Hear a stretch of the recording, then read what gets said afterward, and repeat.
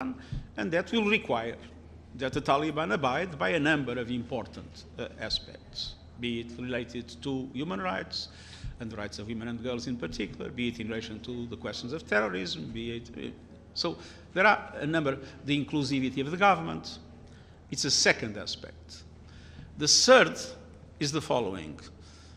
Independently of those measures, there are forms to inject cash inside the economy through different entities, through NGOs, through UN agencies, to allow for the people to receive assistance. And this is what we have been asking. We need to find ways, respecting international law, as I met it, respecting principles, as I said. We need to find ways to inject liquidity in the economy for the economy not to collapse and the people not to suffer tremendously. So there are different aspects that need to be treated differently. And obviously, for me, as I said, personally, because this is a question that is very important for me personally, the question of women and girls is particularly relevant. James Bays. James Bays, Al Jazeera. As you know, the G20 leaders are about to meet on this issue. Have the G20 so far been too hesitant, and how urgent is it that they take action now?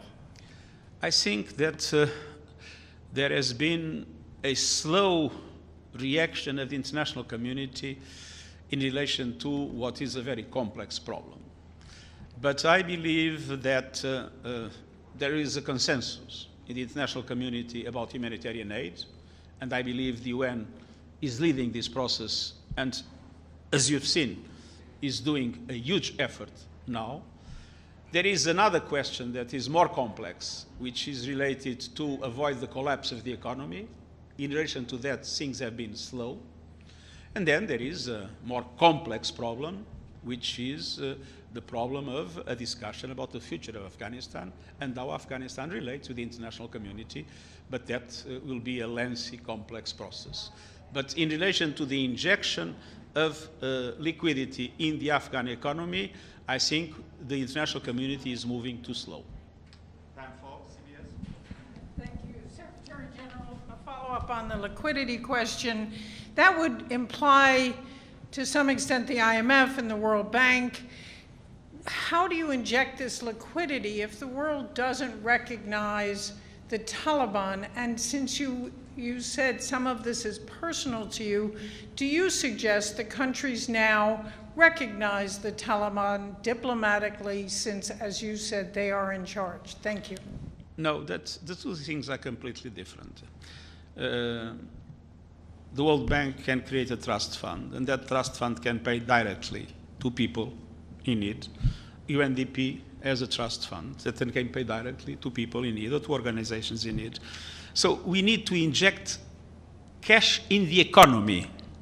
I'm not saying that I'm asking the international community to give money to the Taliban or to the present authorities. No, we need to inject cash in the economy. We need to make the economy breathe. We need to allow people to survive. That is our concern. The questions of recognition and the questions of dealing with government are totally different and can be dealt with, of course, through the principles of international law and other principles. What I'm talking now is to find instruments to inject liquidity in the economy, in the people, to benefit the people. And there are many non-governmental organizations operating, as you know, in Afghanistan. Thank you, Mr. Secretary General. You have expressed concern about Taliban not keeping their promises to protect the rights of women and girls. We did not see that happening in the past. We're not seeing it happening now. Does the UN have a plan to make sure that Taliban will keep up to their promises? I can tell you one thing. This is a matter in which we are engaging the Taliban every single day. Results are slow, but I'll give you an example. We want our female staff to have full and unimpeded work in relation to humanitarian aid. Now, we have been engaging the Taliban province by province, day by day, and the result of that effort in the months of September is the following. We managed to reach full agreement with the Taliban on this freedom in 6 provinces against 3 in the beginning of the month. We have partial agreement in 20 instead of 16 in the beginning of the month. We had no agreement in 4 against 6 in the beginning of the month. And there are 4 in which we have not yet had the possibility to engage against 8 in the beginning of the month. This is daily work, area by area, fighting for the rights of each woman, sometimes one by one. But this is our engagement to our staff and to the women and girls of Afghanistan in general. Engagement is not proclamation. Engagement is daily work. We might have difficulties. We might fail here and there. But one thing I can promise, we will not give up. Majid Glee, Ruda Media Network. Thank you so much. Thank you, Secretary General. This is Majid Glee, Ruda Media Network. I want to take this opportunity to ask you about another issue, which is a big day in Iraq today, a major milestone after the war against ISIS, which is a relatively successful election with the help of hundreds of United Nations observers. The election, according to non-partial observers, went well. So far, it's going great. What's your message to the Iraqi leaders and the regional players in terms of respecting the result of the elections and also not blocking the will of the Iraqis? Thank you. Well, first of all, I want to congratulate the Iraqi people for the way the elections took place. And indeed, I'm proud of the work that the UN staff has done to support the process.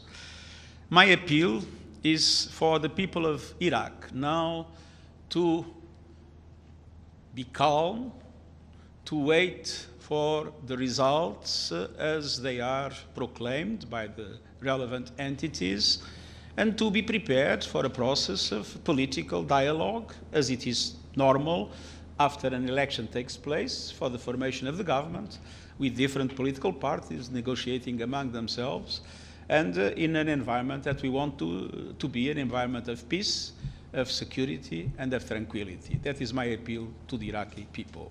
But I think that the elections in themselves are a reason to congratulate the Iraqi people already.